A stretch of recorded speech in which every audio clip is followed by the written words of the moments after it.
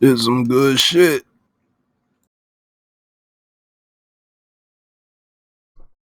What's the deal? What's the deal? What's the deal? Welcome back to the Smoking Buzz channel. It's your boy, New Jersey Preem, and today we're doing our review, reaction, and thoughts on WrestleMania 41, both night one and night two.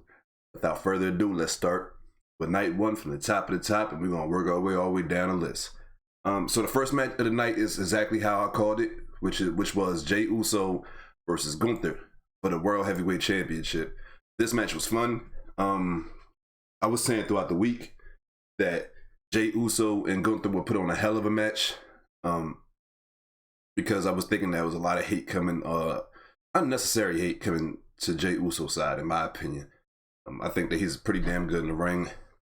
He's still getting his feet under him as a tag team wrestler. I know people was like, as a singles wrestler, I know people was like, oh, he's been a single wrestler for like a year and a half, 2 years. Yeah, well, he was a tag team wrestler for 15 years. So, you know what I'm saying? It's going to take a little bit of time for him to get his legs up under him as a singles competitor. He's already over like a motherfucker, so that's part about him. So once he continue to get better, more confident as a singles competitor, he'll have a great run as a champion. Unless they're using him as a transitional champion to put the title back on Rollins, which we will talk about, you know what I'm saying, at the end of night one. But as of right now, I think Jey and Gunther had a great match. Jey actually having Gunther tap out was the surprise of the night for me.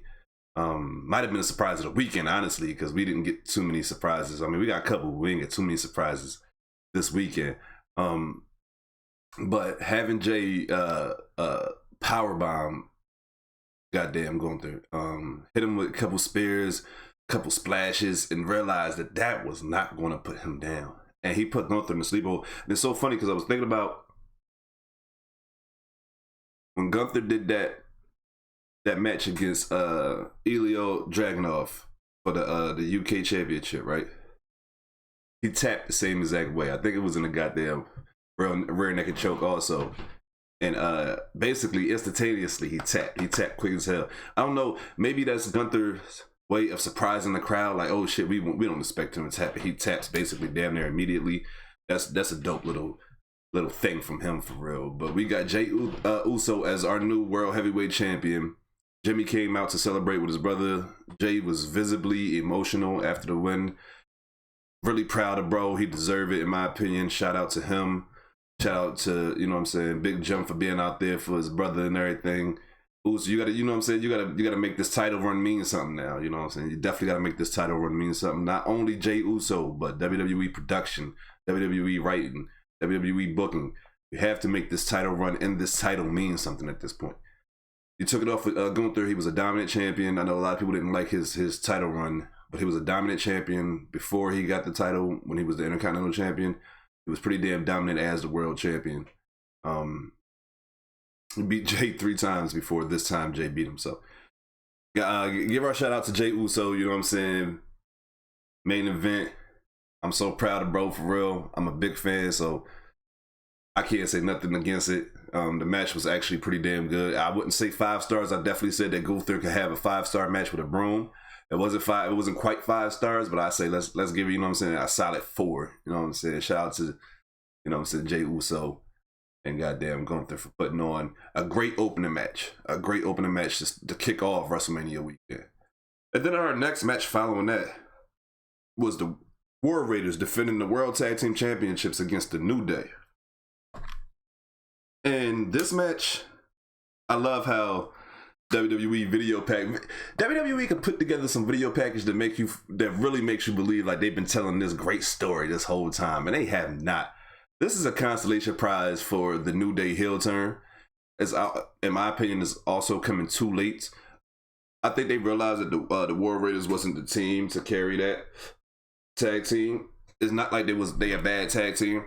I think Ivar is way more over than Eric, but these guys can't really get themselves over because they're not really here often. You know what I'm saying? Off and on, they're so injured that they just here and then they're not here. They're here and they're not here. The fans can't really connect with them, for real. And I know fans love chanting war, but fans will chant any goddamn thing these days, for real. But it was a solid match. It wasn't nothing too crazy. Ivar stood out the most as usual. He did a couple, you know what I'm saying, flippy things as a big man and shit. His goddamn that goddamn that kick he do, like that leg lariat that he do is almost as good as Eric Rowan's used to be. Yeah, I know Eric Rowan don't do it no more, but Eric Rowan's shit was clean for real. Like, but New Day end up winning this by nefarious ways, you know what I'm saying? Ivar was going for they was going for one of the springboard moves, and Kofi grabbed him and tripped him off the ropes while Woods was distracted in the refs, which I don't understand. This is a tag team match. You should be able to do that. And then Woods was able to get on top for the cover, and Kofi held Ivar feet down for the pin. And the New Day is your new World Tag Team Champions. I don't know why they gave them the title. I don't think the story called for them winning the championships, but we are here, and the New Day is your new Tag Team Champions. I don't know which run is this. Maybe 9, 10 runs, you know what I'm saying? Maybe 10-time champs, something to that extent. Shout out to the New Day for getting another title run. This time is a heel. Let's see how they do against babyface teams, how they build around this. The next match following that was the match that I was most anticipating, the match that I was most, you know what I'm saying, ready to watch. Jade Cargill versus Naomi.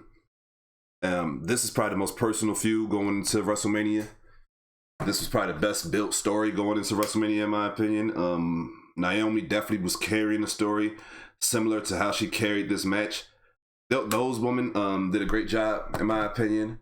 Naomi did an amazing job helping. Like I said in my prediction videos, you gotta let Jade off the leash a little bit. Let her try to just, if she makes a mistake, she's gonna have to learn. You know what I'm saying? Like, and being in the ring with Naomi, a true veteran, a great wrestler. Naomi made sure that she was looking great, and they had some amazing spots. Naomi with the second rope dive, and Jade clean catching her. I mean, clean catching her, like a perfect catch into a standing suplex position, and then turned that into a jackhammer, and that looked vicious too. Like the jackhammer looked vicious. It was great. It was a couple times up on the ropes that Jade caught Naomi. Naomi was able to turn it into a bulldog off the second ropes. That was dope. But those two women had a real great match. It was able to showcase what they want to showcase from Jade, which is her strength, her athleticism. Naomi was able to do all the ring psychology and all the other, you know what I'm saying, all the other stuff that you would expect a veteran to do in that position. And those two women did their thing, in my opinion. The wrong woman won because just based off of my predictions, I had Naomi winning in my predictions. I think predictions overall, your boy was 10-4, so I still wasn't too bad. But I had Naomi winning in our predictions, but unfortunately she took this L. Jade looked good. Naomi looked good in the L, honestly. It wasn't like on some, I was just hoping that Naomi didn't get squashed, and she didn't. Both of those women put on a hell of a match that night, and I'm proud of both of them. The first women, not just black women, the first women to have a match at WrestleMania with nothing on the line. Just comes to their pride and their pure hatred for one another. A true blood feud being blown off at WrestleMania. Shout out to both of them, and shout out to Jade with the big win to help boost her career. Match after that was probably the match of the night on night one before the men's triple threat took place, which was the United States Championship match with the champion LA Knight defending against the Samoan werewolf Jacob Fatu. This match was fun as hell, y'all. Regardless of how you feel about LA Knight, you know what I'm saying, whether if y'all just saying that he's a catchphrase merchant and, you know, whatever, how y'all feel, the man is extremely athletic in that ring. He's extremely athletic. And him and Jacob Fatu was low key. Their chemistry, they mesh so well together for real. And they had a banger. They had a hell of a match, boy. It was some spots in this match. That it was like, ugh. You know what I'm saying? That was vicious. That was vicious type shit. But of course, the main spot in the match was Jacob going for his patented moonsault and LA Knight countering it into the BFT, which was beautifully done, beautifully timed. I actually thought he was going to get the win after that until you saw Jacob continuously trying to, you know what I'm saying, roll towards the ring, towards the ropes, and he was able to grab the ropes to stop it at 2. He eventually won, hit him with, I think, 3 moonsaults. You know what I'm saying? I think he hit him with 2 in a row. He might have hit him with 3, honestly, but I think, you know what I'm saying, got him out of there, 1, 2, 3. Jacob was extremely hyped, and shout out to Jacob for getting his first championship in WWE. Second championship, technically, but first single championship in WWE as your new United States champion. He had some backstage videos that you guys could go look up, you know what I'm saying, on X or on TikTok or whatever, and just see how excited he was and his family was for him. Of course, we saw Uncle Haku come out and jump the barricade and congratulate his nephew after that big win. I was hearing or watching on the internet people react to that moment and was like, oh, they just let Haku jump the barricade. You would just let Haku jump the barricade, bro. Like, yeah, I don't know if y'all understand who Haku is, or, you know what I'm saying, like the story or the legend of Haku. But yeah, y'all mind y'all business when it comes to that man. You feel me? Let that man go in there and congratulate his nephew, bro. Like, for real, y'all don't want them type of problems when it come to my guy. But it was a great, I'm telling you guys, it was a great, oh yeah, that goddamn German suplex, that goddamn LA Knight did to Jacob off the top, that, you know what I'm saying, the inside out German suplex, that's what I call it, when, you know what I'm saying, when they completely flip over and shit back onto their belly from a German suplex. It was great though. These guys had an amazing match. Was so proud of both of those men. I was at the SmackDown. The LA Knight became the U.S. champion again versus Shinsuke Nakamura. And I've been rooting for Jacob to take the title off of him ever since. Not necessarily because I'm against LA Knight, but I'm just a huge fan of Jacob Fatu and I want to see him succeed. The next match we had El Grande Americano versus Rey Fenix. Not Rey Mysterio. Rey Mysterio got injured this past week, and he wasn't going to be able to make WrestleMania. He got, I think it was a knee injury. I think his whole thing is that he had like 7 knee surgeries or some shit like that. So, you know what I'm saying, he got another knee injury. But they actually put on a decent match. I think it's a little story going into it. El Grande Americano did kind of screw Rey Fenix this past Friday at the Andre Memorial Battle Royal when he basically eliminated him, and El Grande Americano was not even in the match. So they got a little bit of story going in, and I believe that this happened. It might have happened after the Rey match, but I want to say that this happened before the Rey match. So it was like those guys was kind of planting seeds right there. But they put on a good match. Honestly, they put on a good match. Chad Gable, I mean, El Grande Americano won by nefarious ways. He put that little plate inside of his mask and was just headbutting the shit out of Rey Fenix after that. He caught Rey. Rey was diving off the ropes and he just, bow, headbutt right to, and Rey dropped like goddamn sack of potato ragdoll drop. You know what I'm saying? Ugh, body melted. And then after that, Grande got on top of the ropes, hit him with the diving headbutt, put him away for the 1, 2, 3. That was actually a really good match, though. It wasn't, you know what I'm saying? I actually think that it was better than what we would have got with El Grande versus Rey Mysterio. You know what I'm saying? But wasn't a bad match. Definitely was not needed on the WrestleMania card. I stand by that. You could have had the Street Profits somewhere on this card versus the rest of the SmackDown Tag Team Division like y'all doing this week in that TLC match. The match that we had after that was the Women's Championship match with our champion Tiffany Stratton versus Charlotte Flair. This match was brutal in my opinion. Those women were fighting. And I don't mean they was shoot fighting, but they was hitting each other hard. You know what I'm saying? We see the proof from Tiffany's face to her teeth being chipped and everything. They call her Chippy instead of Chippy Stratton and shit. But those two women put on a hell of a match. It was they both was going after each other's legs.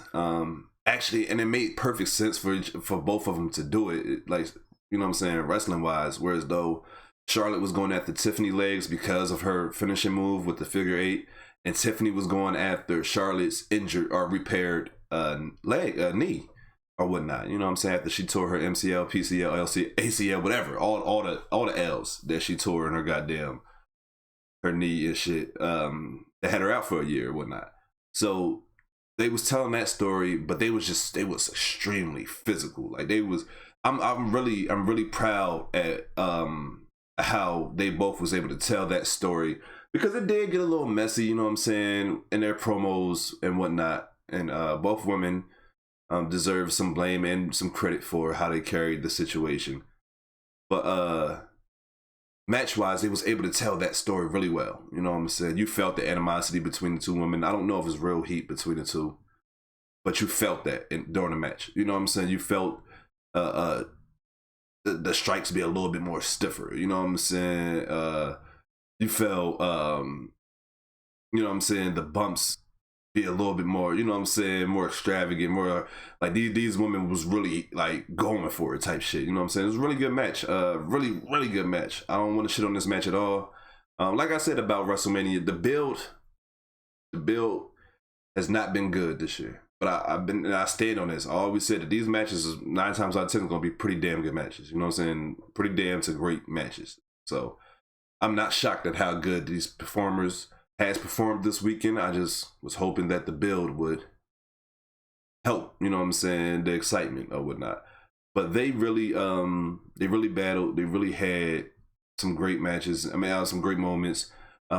Tiffany wins with the prettiest moonsault, and I was shocked, honestly, because if you guys was watching my goddamn prediction video, I said in the prediction video that I think the right move is to have Tiffany win, but I don't have faith that WWE will actually do the right thing when it comes to Charlotte Flair. I just felt like they have to have Charlotte Flair as a champion, and they proved me wrong, and I'm so happy that they did.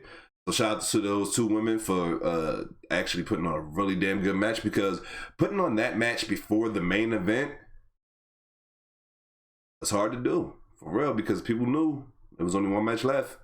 And that's, you know what I'm saying, one of the biggest matches of the weekend. And those two women was like, no, y'all gotta pay attention to us first. And I know I damn sure did. Hell of a match, ladies. And then we got the main event, the men's triple threat match. Seth Rollins versus CM Punk versus Roman Reigns. All right, guys. So do you remember in my prediction video, and if you don't, I probably, you know what I'm saying, edit it in here somewhere. But in my prediction video, I said that Seth Rollins was going to win with help from Paul Heyman.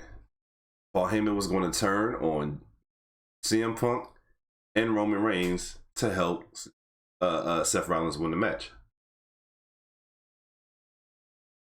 Now, I'm not going to make it seem like I'm in the writing rooms and nothing like that for the WWE, because this is not the only match that this happened on this weekend that I called it exactly how it went. You know what I'm saying? But all I'm going to say is, if they need some help, you know what I'm saying, I am 100% available.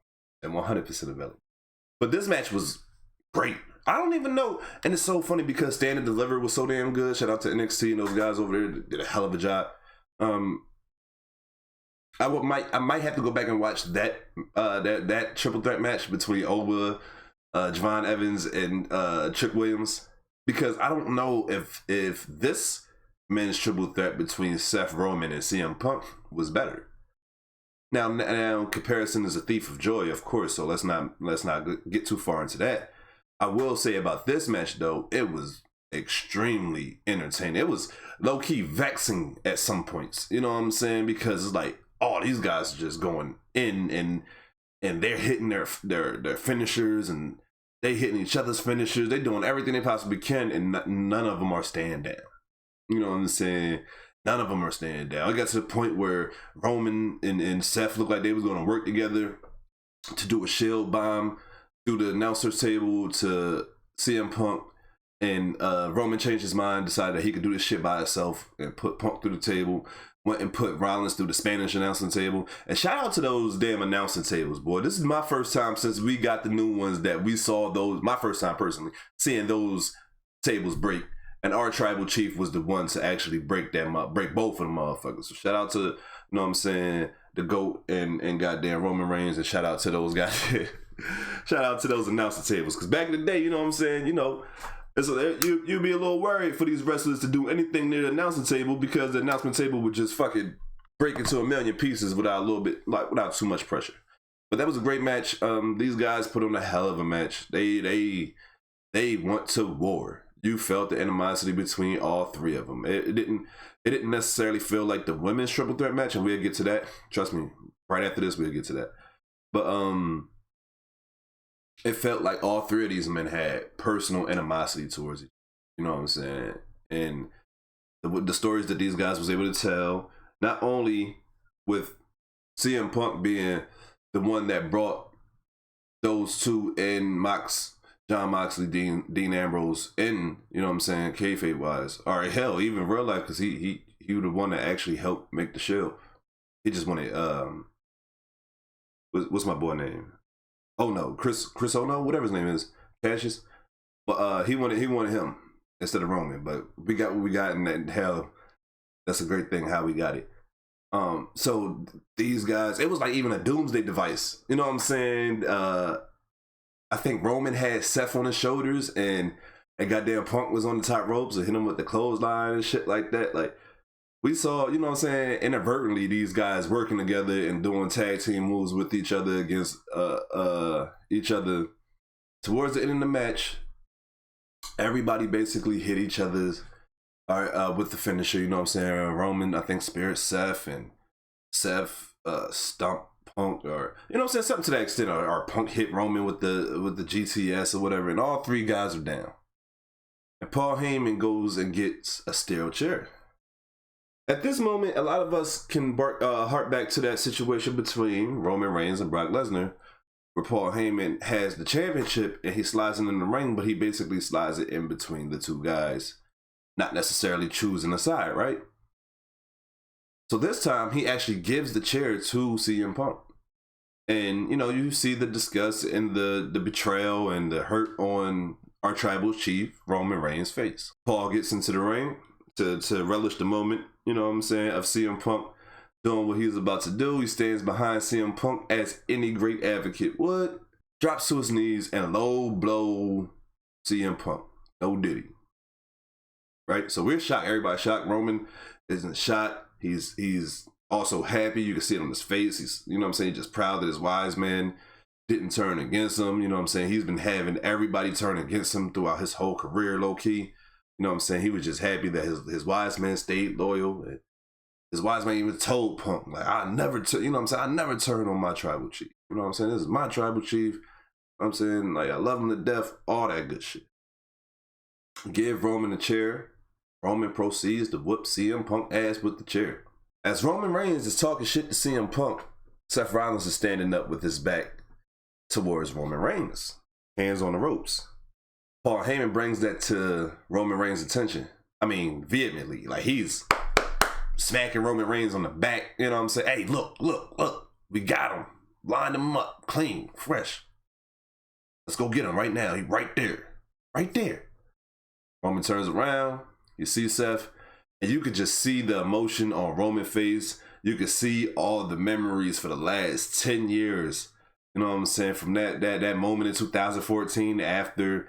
got that Raw after goddamn Extreme Rules, when the Shield beat I think that was Extreme Rules, when the Shield beat, they had an Extreme Rules match, put like that. I don't know if that was Extreme Rules pay-per-view, but when the Shield beat Evolution, and those famous words from Triple H was uttered, there's always a plan B. And Roman, even though he had that chance last year and he took it, while Seth was wearing the Shield gear last year, this year felt a little bit different, because we watched everybody, even though Roman is a fucking psychopath, or was a psychopath as the tribal chief, we watched everybody throughout Roman's career turn on Roman. Roman has never turned on one person, logically speaking, right?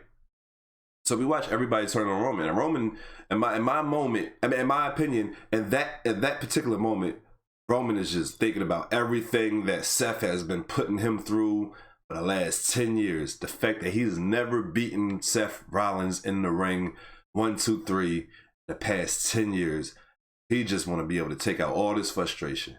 And Paul is putting that battery in his back. Like, this is the guy that you need to be going in and whooping his ass, right? And Paul is behind Roman. And I don't think any of us, I saw it coming, me personally, because I called it. You know what I'm saying? I ain't going front. I called it. But I think a lot of us, when he's standing behind Roman and he's looking up at Roman and he looked real devious. I don't think a lot of people even thought then he's going to turn on Roman, because that's just Paul's natural face. Paul, that's how Paul looks at Roman anytime and shit. You know what I'm saying? Especially when he want Roman to do something for him and whatnot.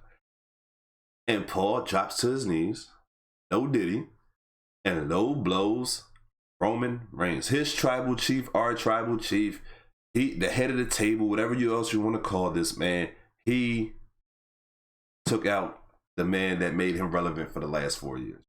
Kayfabe wise, of course, we love Paul. Paul's a great writer, great promo, one of the greatest managers of all time, right?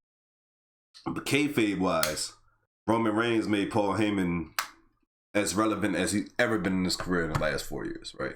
Paul Heyman not only turned on his best friend, but he turned on his tribal chief. He's no longer the wise man. He's no longer the advocate for CM Punk. Now, he is with Seth freaking Rollins. He gives Seth the chair. Seth beat the shit out of Roman.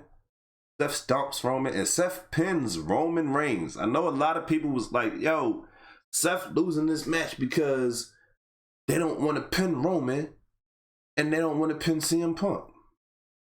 Well, they pinned motherfucking Roman Reigns. 1, 2, 3 in the middle of the ring with the help of his wise men. And the architect of the Shield was the one that put this all together, Seth Rollins. Beautifully told story, you know what I'm saying, in the ring.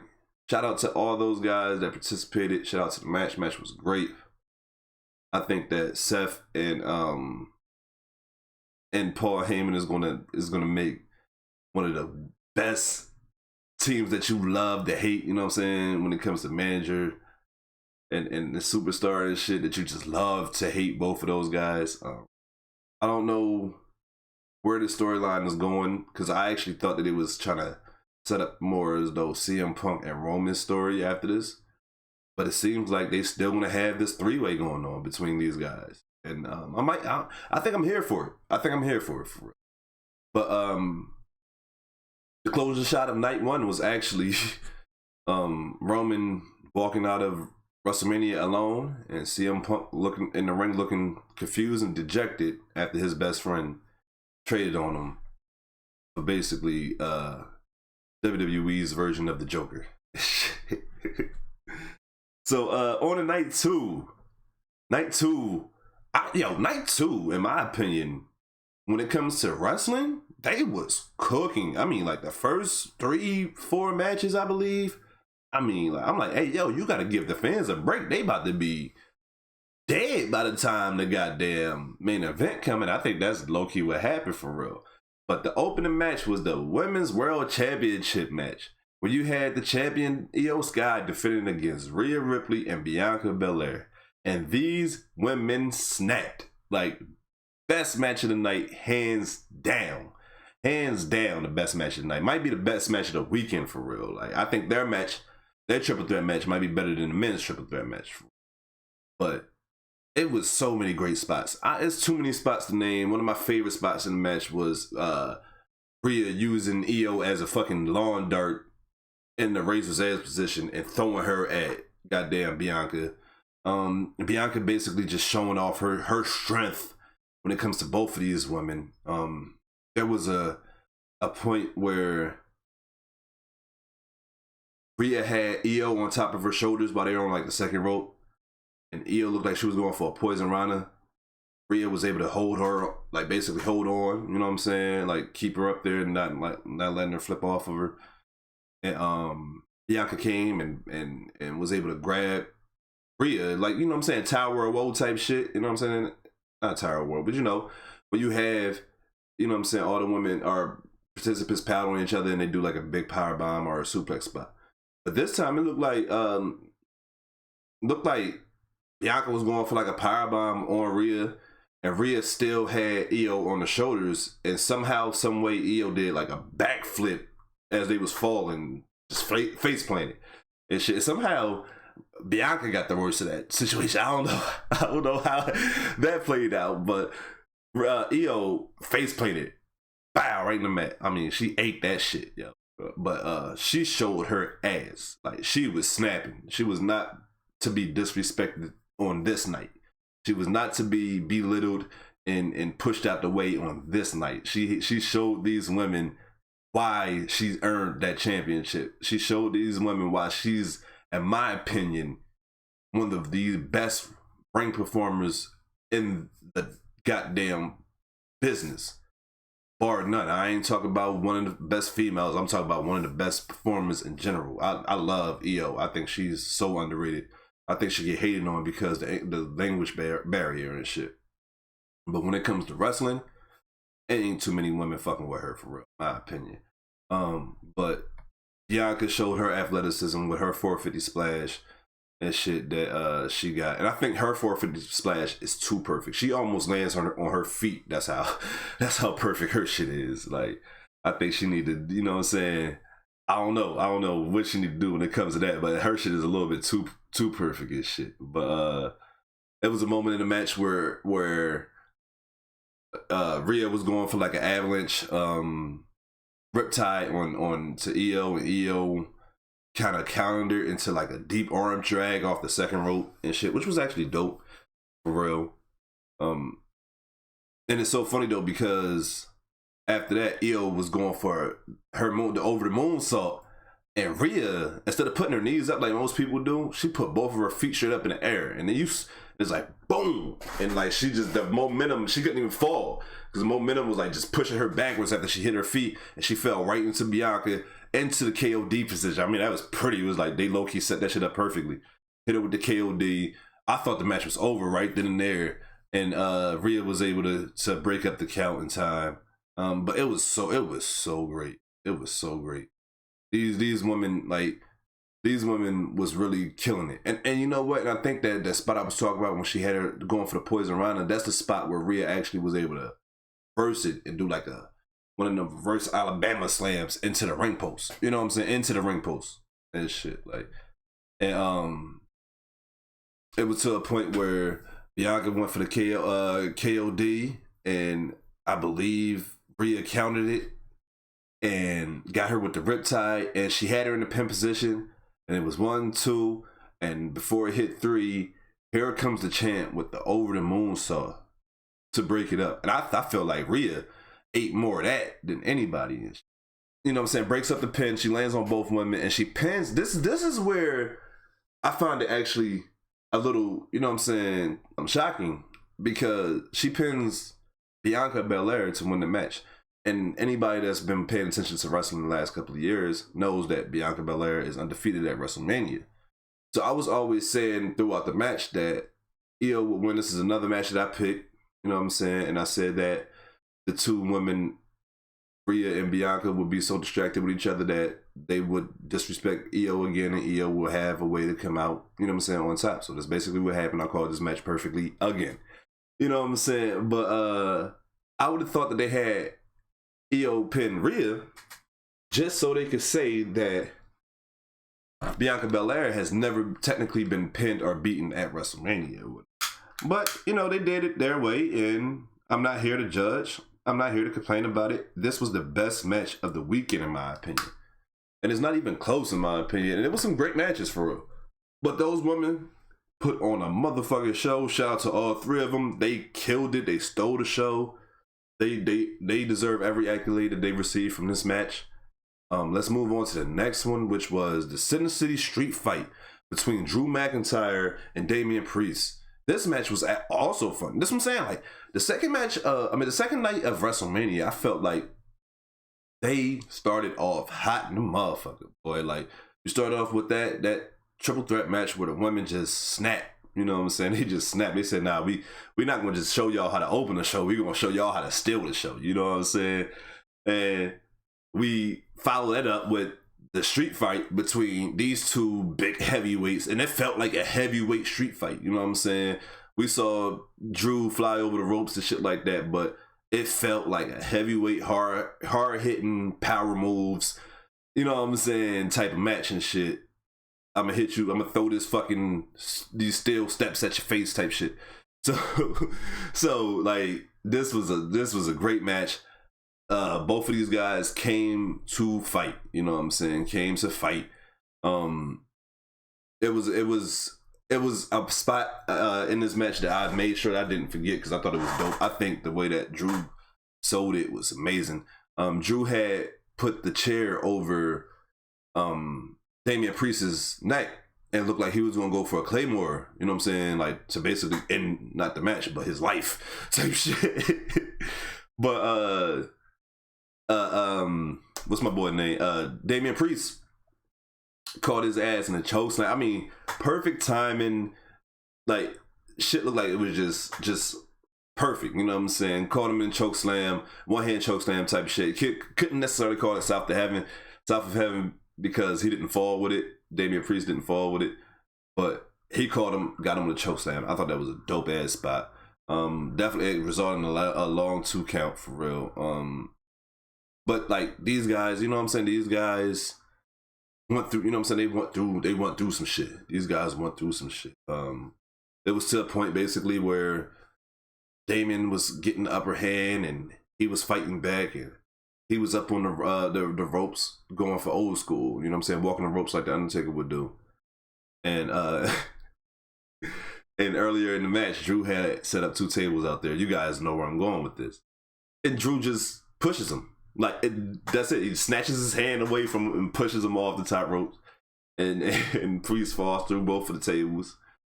Early in the match, Priest had set up a chair in the corner, you know, wedged into the corner. And as Drew was pulling him back in the ring, he pulled him towards that chair up on the apron. Like he's outside, but his body is hanging through the ropes. And he got his head up against that chair. And he claymores this motherfucker to Ragnarok and shit. Like he claymores this nigga to Valhalla. He claymores him to hell, basically. You know what I'm saying? It was a dope ass match. I picked the wrong guy. As I'm watching the match, I'm like, oh shit, Drew gonna win. You know what I'm saying? But I definitely picked Damian Priest in the prediction. But I ain't tripping. You know what I'm saying? You know, I got a couple L's this PLE, but I think I still got more, you know what I'm saying? More wins on this PLE than I got L's, so we good. We straight. But yeah, he finished that with that Claymore to the chair. There was a spot in the match where he did something to Drew outside the ring, and he went and grabbed his phone and took a picture.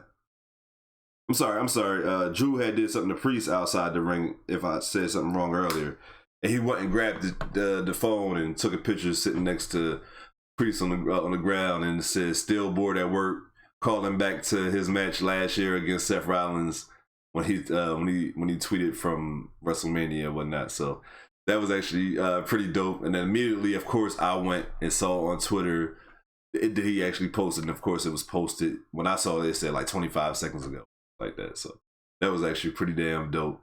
But these 2 guys put on a hell of a match. They was visibly hurt and exhausted after the match. Rightfully so. Those guys killed it.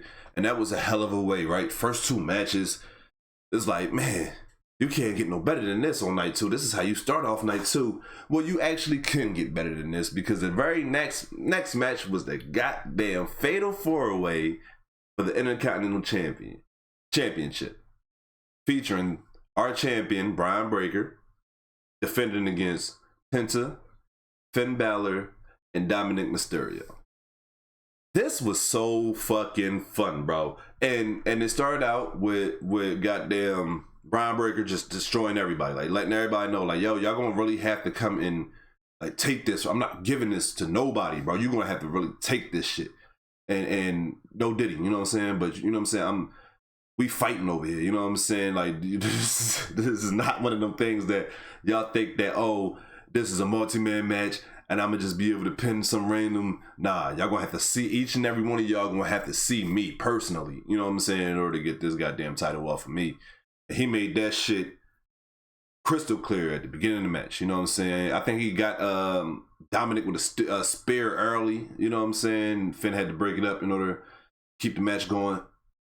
He got Penta out of there early. He got Finn out of there early. Got Dom out of there early. He was snapping early. You know what I'm saying? You felt it. Like, oh yeah, it is, man. Come in here. He mean business. It was to a point where I'm like, oh shit. They gonna have Braun Breaker winning. They gonna have this man win dominantly. You know what I'm saying? Like, that's how I felt for a while, for real. But these guys had some great spots, some great moments. Of course, eventually we had the shenanigans and we had Carlito come out. So look, my thing is this though. Carlito, you have to be smart, bro. You have to be smarter than what you're being. You get what I'm saying? Like, you can't be out here being around Braun Breaker all willy-nilly. You know what happened when you near Braun Breaker. Nothing good happens for you when we're near Braun Breaker, bro. Like, come on. It's this shit called common sense. You got to start using it. You got to start using it, bro. Like, this is not a good look for you. You know what I'm saying? It's like, oh, I'm going to just keep going around this one goddamn person that continuously whip my ass every time he see me. Like, I'm not going to do that, personally. Me, personally, I'm not going to do that. Carlito, you got to be smarter than that. Carlito comes out, you try to help Dom and Finn. I don't know who he's necessarily trying to help, but you know what I'm saying? He's trying to help these guys, and you know, it doesn't work out. He was on top of the goddamn announce table, and I can't remember for the exact reason why. I think it was something going on that he was maybe going to help one of the guys from Judgment Day against Penta or some shit like that. But he was on top of the announce table, and Braun Breaker was on the other side of the earth, and somehow, some way. Next thing you know, Carlito was getting speared through an announce table. Now, mind you, I was just talking about how unbreakable these announce tables was in our men's main event of night one, when we watched the Tribal Chief put both of these guys through their respective announce tables each, right? But that's our first time seeing these announce tables budge since we've seen these new announce tables introduced and shit. So I'm like, all right, bet, you know what I'm saying? You gotta do something strong. You gotta do something crazy to break these announce tables.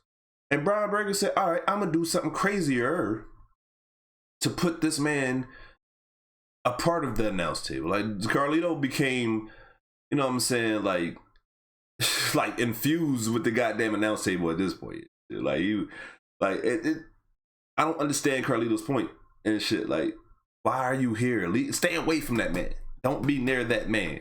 You know what I'm saying? And I think it was a point of match where Carlito actually hit Braun Breaker. So it's like, bro, like, you enticed it. You know what I'm saying? He probably would have left you alone if you just would have whooped Penta ass or, you know what I'm saying, some shit like that. But no, you wanted to, you know what I'm saying, poke the dog and then get mad when he bites your ass and shit. But that was a hell of a spear. Best spot in the match, in my opinion. Got to a point where Braun Breaker and Finn Balor and Dominic Mysterio was in the ring. Penta had got knocked out at this point or whatever. Judgment Day was, you know what I'm saying, whooping my boy ass or whatnot. And then he decided that Braun Breaker ass. Then he decided that he didn't want his ass whooped no more, and he started beating the hell out of those guys. And, Dom was actually going for a frog splash, or I think onto Braun Breaker, and Finn had stopped Dom from doing that, like took his feet from under him and shit. And then Finn was whooping Braun ass, and he went for the coup de grace, and he got it, and he was going for the pin. And Dom came off the ropes with a frog splash onto Finn and Braun, and he pins Finn Balor and becomes the Intercontinental Champion. There's another prediction that I predicted perfectly. I mean, 100%. I said that Dominic Mysterio was going to win this match, and he was going to win by pinning Finn Balor. You know what I'm saying? So I called that match perfectly. You know what I'm saying? Give me some respect. I also called another thing that was happening on WrestleMania that they didn't announce during my prediction show or during my predictions, was that I believe that Randy Orton was going to have a match at WrestleMania. I said that I thought it was going to be either against Aleister Black, Rusev, or Solo Sikoa, and it happens to be none of those guys. It happened to be my guy Joe Hendry. You know what I'm saying? Say his name and he appears. And the pop was fun. It was dope to see the TNA heavyweight champion being presented on WrestleMania stage to a larger audience. It was dope to see Joe Hendry being presented on the stage to a larger audience. Excuse me. So I'm actually not as mad as a lot of you guys are on the internet when it comes to this match. Oh, he just beat the TNA champion, and I don't see the point of doing. Shut up, because the story was they wanted Joe here regardless, and it was going to be Joe versus The Miz, but they wanted The Miz to go over, and y'all would have been even more pissed off about that. So having him lose to Randy Orton is actually okay in my books, because it's Randy fucking Orton. What's wrong with y'all? But anyway, Joe came out to an amazing pop. These guys had a quick match. I don't even think it might have went 5 minutes. You know what I'm saying? If it went that long, but Joe hit Orton with a fallaway slam, and he went to do his his little Joe Hendry shit when he turns and looks at the camera and shit, and he does it, and the crowd love it. And RKO out of nowhere, 1, 2, 3. Match over and shit.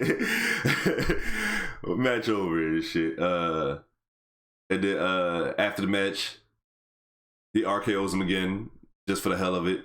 And, then Randy Orton does the Joe Hendry turn to the camera, and then he does his iconic Randy Orton pose and shit. And that was the end of that. Shout out to Randy Orton celebrating his 20th WrestleMania. I wish he was getting as much attention, and he was getting as much attention as John Cena was, but his dance partner got injured, and we hoping and wishing that KO have a speedy recovery, bro. For real, we love you. Hope you have a speedy recovery. Hope you stay safe, man.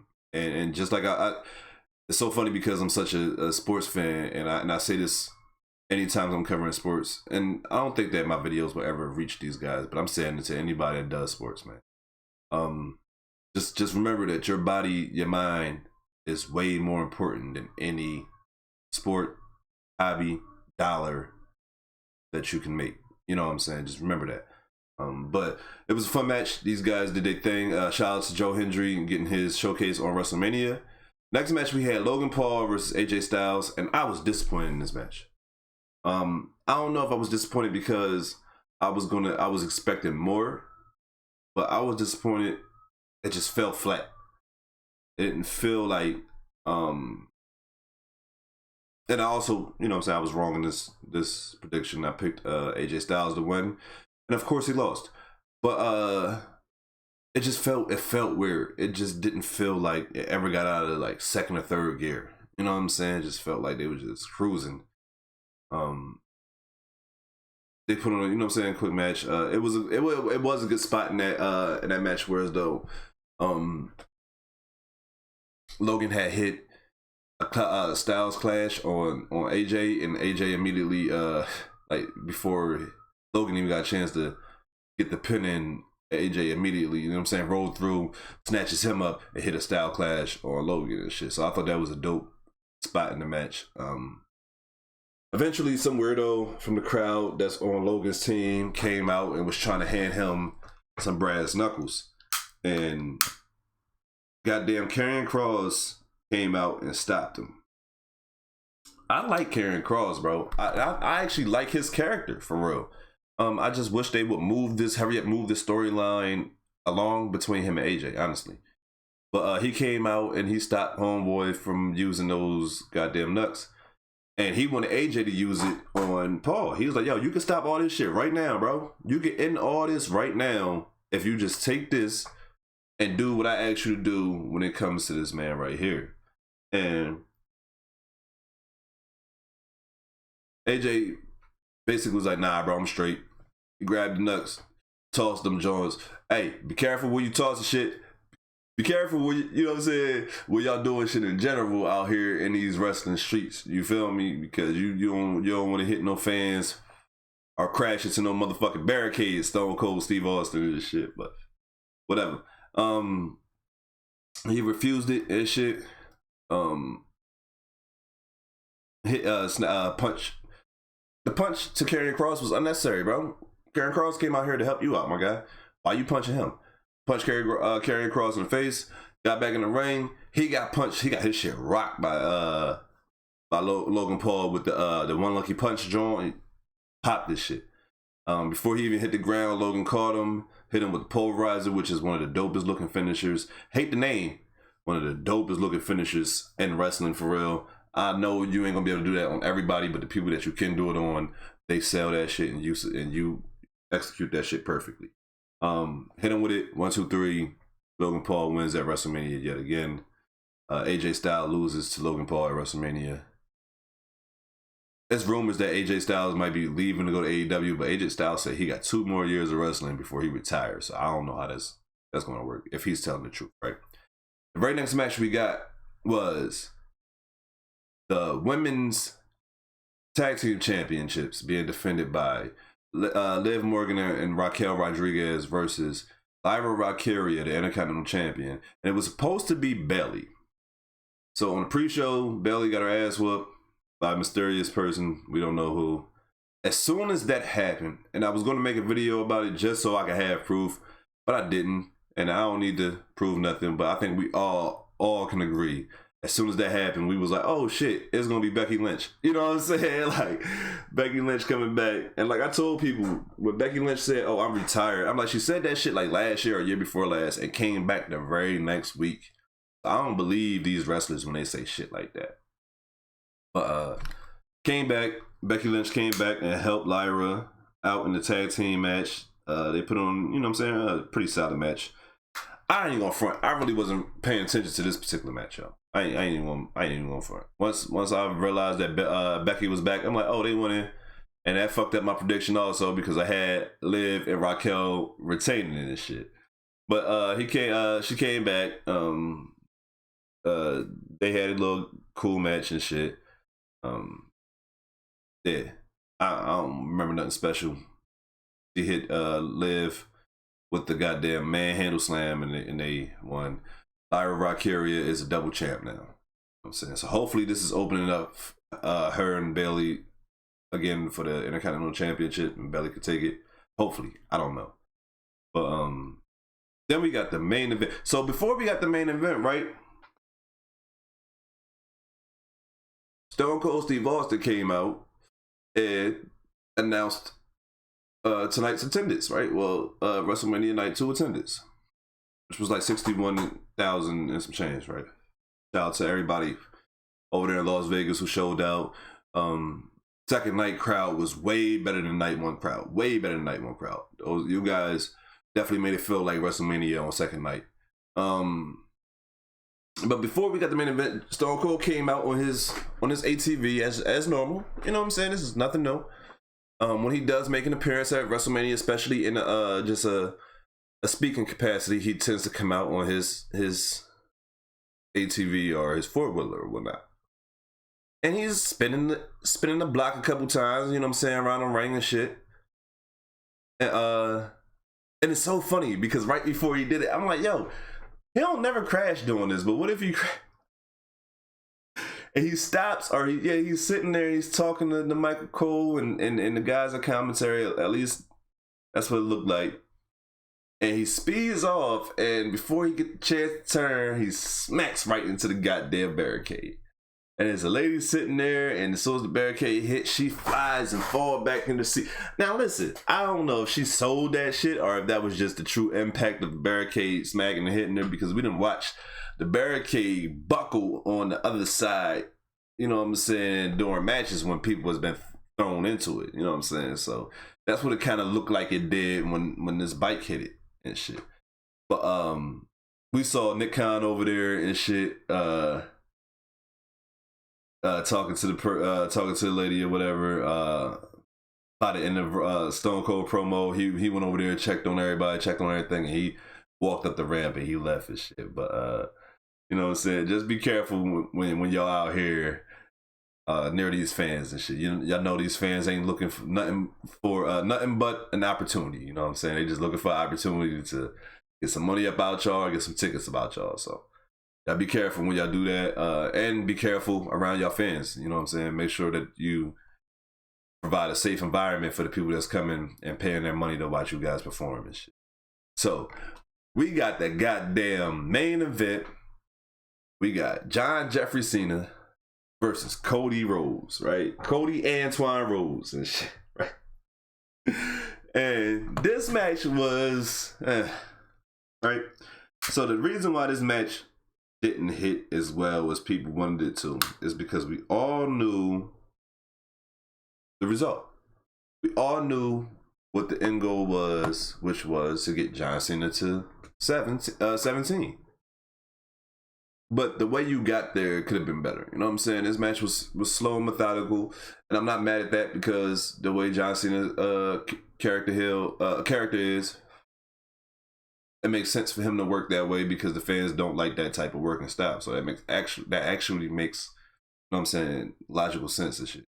I should mention that he came out with no Titantron, no color, no extravagant interest or nothing. He came out to black and white letters saying John Cena. You know what I'm saying? Black background, white letters, John Cena. That's it. And he walked to the ring holding up, "This is the last time" towel behind his head, similar to how he did the ECW title, well, the match at ECW One Night Stand against Rob Van Dam. But you know what I'm saying, that was actually pretty dope in my opinion, him coming out like that and not necessarily excuse me, not necessarily giving the fans what they want. And even in the ring, he didn't really give the fans what they wanted at all. He worked a match like a heel. He worked the match like a motherfucker that was being deliberate, that didn't want to waste too much time putting on special moves or eye candy for the fans and shit. It was like, I'm gonna do what I need to do to win this championship, basically. We got towards the end of the match, and these guys are basically, you know what I'm saying, doing everything to each other. You know what I'm saying? Like, attitude adjustment, crossroads, Cody Cutter, second rope attitude adjustment. You know what I'm saying? Like, we seeing everything happen between these guys and shit. I want to say after that second rope attitude adjustment, or it might have been somewhere else after that. These two guys are down, and Travis got Fiend hit. And it's so funny because I said that he's going to make an appearance. I was hoping that The Rock did. And this is the type of shit that WWE fans get mad at too. And I hate to be that guy. I don't like being that guy, right? But this is the type of shit that the WWE fans get mad at. You had him turn with The Rock and Travis Scott being in the vicinity, right? Now you made it seem like Travis Scott is the reason why John Cena turned. I know y'all said that The Rock that sent Travis Scott. Why the fuck wasn't The Rock at WrestleMania? That's just me though. That's just me. I wanted The Rock at WrestleMania. I think that he would have helped this storyline a little bit better. I think just seeing him and Cena interact helps the storyline a lot better. But we got Travis Scott coming down. Travis Scott came down. John Cena acknowledged that he looked happy on the face. It was a spot where Travis Scott is reaching for John Cena to help him get in the ring, and John Cena reaches his hand over the top ropes, and he literally just pulls this man, grown ass man, up to the, you know what I'm saying, to ringside on the apron. And John Cena does not budge. You know what I'm saying? The only thing that moves is his arm and shit. Like, I was like, that's just fucking wild and shit. But Travis Scott only got to be like 175, maybe 185. You know what I'm saying? Soaking wet. You know. But those two guys are talking. Cena goes over to get Cody so Travis can smack the shit out of him again. Cody elbows Cena, knocks him down and knocks him out of the ring. And he gets his attention on Travis. Now, this is the part of the match that I'm like, yo, Cody, there's no way in hell that you should be talking to this man. The first thing that you do when you see this man is slap the shit out of him. That's what you're supposed to do. You know what I'm saying? I'm not even talking about on no kayfabe shit. I'm talking about shoot-wise. I'm talking about this is the receipt that he deserves. You know what I'm saying? Because I don't give a fuck if he's a celebrity or not. You gotta know how to work when you in these situations. He slapped the shit out you, Cody. You supposed to immediately, bow. You know what I'm saying? Like, and then y'all start working and shit. So that's how it's supposed to be. But you he was talking to him. And he went for a wild ass slap or punch, and you grabbed his head and put him in position for the goddamn crossroads, and you hit him with it. And it was a pretty good sell. I ain't on front. Travis Scott sold it pretty well.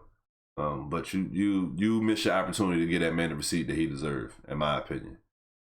After that, Cena had the WWE Undisputed title in his hand. He was running to hit Cody with it. Cody grabs it and take it out of Cena's hand, and Cena starts begging Cody not to hit him.